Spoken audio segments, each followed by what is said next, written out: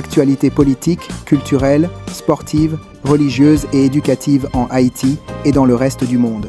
Informations fiables, analyses claires et mise à jour continue, nous sommes votre choix universel. Haïti aujourd'hui, état des lieux d'une nation en crise profonde.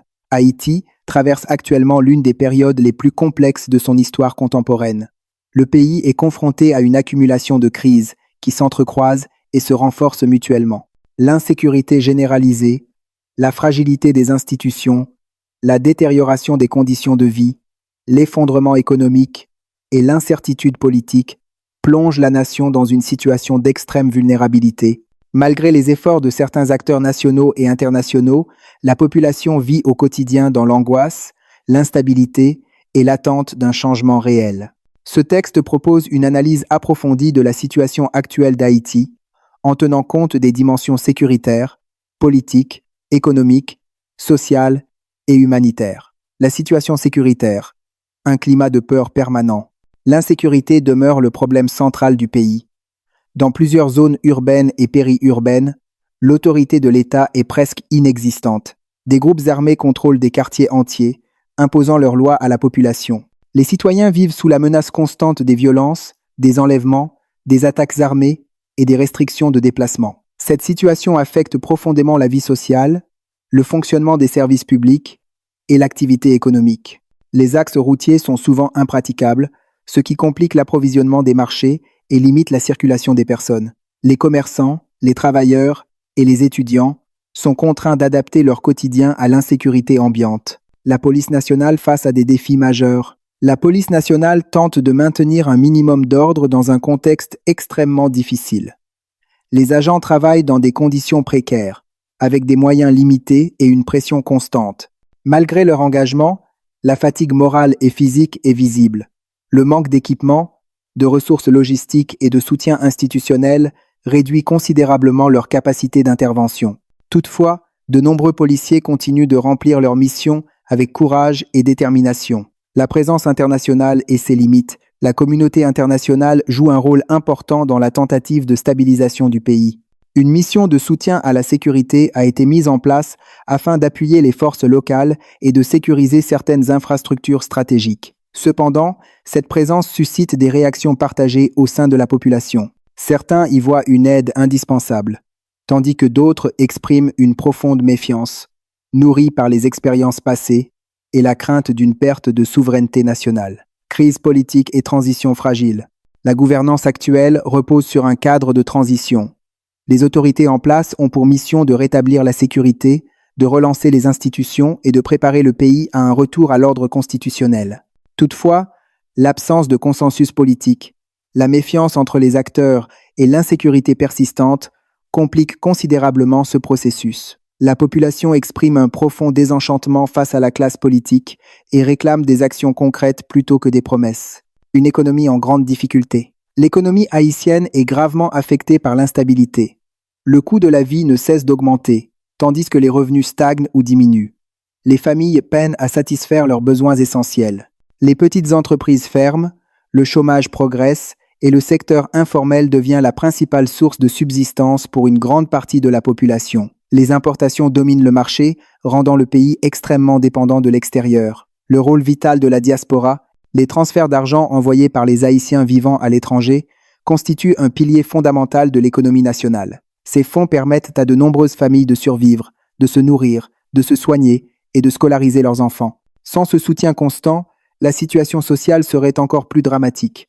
La diaspora reste profondément attachée à son pays d'origine, malgré la distance et les difficultés. Une crise humanitaire alarmante. La crise humanitaire est visible partout. De nombreuses familles ont été contraintes de quitter leur domicile pour fuir la violence. Elles vivent désormais dans des abris de fortune, souvent dans des conditions indignes.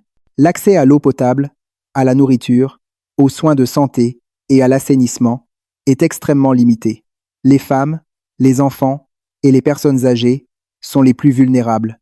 Les organisations humanitaires tentent d'apporter une aide, mais les besoins dépassent largement les ressources disponibles. Le système éducatif en péril. L'éducation est l'un des secteurs les plus touchés. Les fermetures répétées des écoles perturbent la scolarité des enfants et des jeunes. Beaucoup risquent de ne jamais retourner en classe. Les enseignants travaillent dans des conditions difficiles, souvent sans rémunération régulière. Malgré tout, certains continuent par sens du devoir et par amour pour leur mission éducative. Cette situation compromet l'avenir du pays en privant une génération entière de formation et de perspectives. La résilience du peuple haïtien, malgré la souffrance, la population haïtienne fait preuve d'une résilience remarquable. Des initiatives communautaires voient le jour, des leaders locaux s'engagent, des jeunes innovent et des organisations de la société civile tentent de combler les vides laissés par l'État. La solidarité, la foi et la créativité demeurent des forces essentielles qui permettent au pays de tenir debout. Perspective et espoir. La sortie de crise passe par plusieurs conditions essentielles. La restauration de la sécurité est prioritaire. Le renforcement des institutions, la lutte contre l'impunité, la relance de l'économie et l'inclusion sociale sont indispensables. Aucune solution durable ne peut être imposée de l'extérieur. L'avenir d'Haïti dépend avant tout de la volonté collective de ses fils et filles à reconstruire le pays sur des bases solides et justes. Haïti est un pays éprouvé, mais non vaincu. Derrière les crises se cache une nation vivante, riche de son histoire, de sa culture et de la force de son peuple. Le chemin vers la stabilité est long et difficile, mais l'espoir demeure. L'histoire d'Haïti continue de s'écrire, chaque jour, dans la douleur, mais aussi dans la détermination à survivre et à renaître. La justice et l'impunité, l'un des problèmes les plus profonds qui fragilisent Haïti, est l'absence d'un système judiciaire réellement fonctionnel. La justice peine à remplir son rôle, laissant place à un sentiment d'impunité généralisé. De nombreux crimes restent sans suite, ce qui renforce la méfiance de la population envers les institutions. Cette situation encourage la violence et affaiblit l'autorité de l'État. Lorsque les citoyens ne croient plus à la justice, ils se sentent abandonnés et vulnérables. Restaurer la crédibilité du système judiciaire est une étape essentielle pour rétablir l'ordre et la confiance sociale. Les médias et l'information, dans un contexte de crise permanente, les médias jouent un rôle crucial. Ils informent, alertent et servent de lien entre la population et la réalité du pays. Cependant, exercer le métier de journaliste en Haïti est devenu extrêmement dangereux. Les professionnels de l'information font face à des menaces, à la censure et à la peur.